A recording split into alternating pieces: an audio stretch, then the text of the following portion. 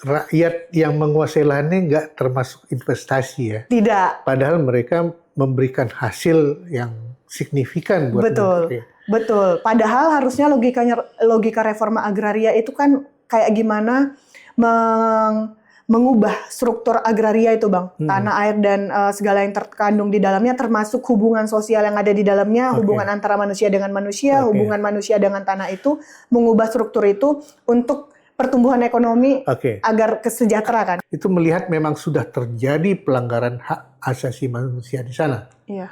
Hak memiliki lahan, hak memiliki kehidupan, hak memiliki perekonomian dan segala macam itu sudah terjadi. Iya, termasuk hak atas rasa aman, Bang. Kalau hak atas rasa aman itu, aku baru mau bertanya dari video kita tadi. Dan akankah generasi berikutnya akan merasakan hal yang sama kalau itu masih tetap terjadi? Yang paling miris ketika anak kecil dihadapkan ke permasalahan ini rekam jejak ini akan menjadi sejarah hidup mereka yang membuat mereka punya arah yang kita nggak tahu nanti ke depannya. Kalau menurut kawan-kawan kontras, kejahatan atau kekerasankah itu terhadap anak? Ya, menurut kami itu adalah bagian dari kekerasan, Bang. Walaupun kepolisian dan otoritas pengamanan ya hari ini selalu bilang bahwa pengamanan yang mereka lakukan itu humanis gitu. Tapi yang nyatanya itu tadi, tidak ada penggusuran yang humanis, Bang.